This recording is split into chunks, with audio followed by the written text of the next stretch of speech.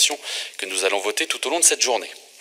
Je passe la parole à Stéphane Sallier-Dupin pour une question sur les produits phyto.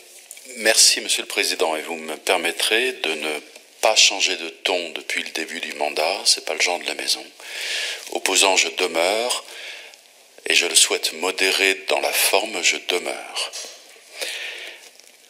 Lors de la session du 10 octobre 2019, le Conseil régional a souhaité créer un groupe de travail sur l'utilisation des produits phytosanitaires. Il s'agissait alors de rebondir sur les arrêtés municipaux pris par quelques maires militants pour interdire l'usage de ces produits dans leur commune. Bien qu'ayant des convictions différentes de celles de la majorité, unie à l'époque, sur ce sujet, nous avons bien voulu participer à ce travail sous la présidence de votre vice-président au développement durable de l'époque.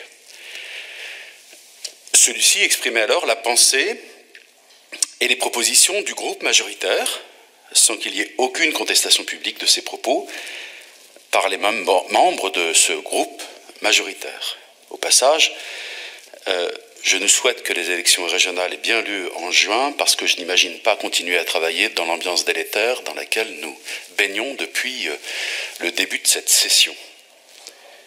Notamment venant de ceux qui faisaient profession de foi de modération. Le groupe de travail a auditionné des personnalités les plus diverses, et notamment des scientifiques dont les propos sont beaucoup plus nuancés que ceux véhiculés par la pensée dominante. Les travaux de ce groupe de travail sont terminés. Un premier rapport a été produit et diffusé au groupe de travail.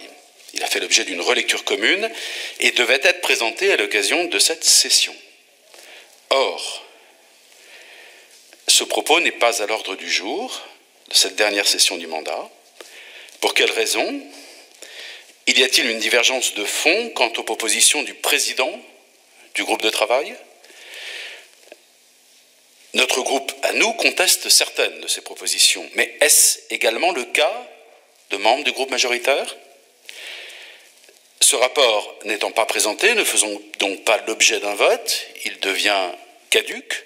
Est-ce la volonté du président du Conseil régional? Je vous remercie.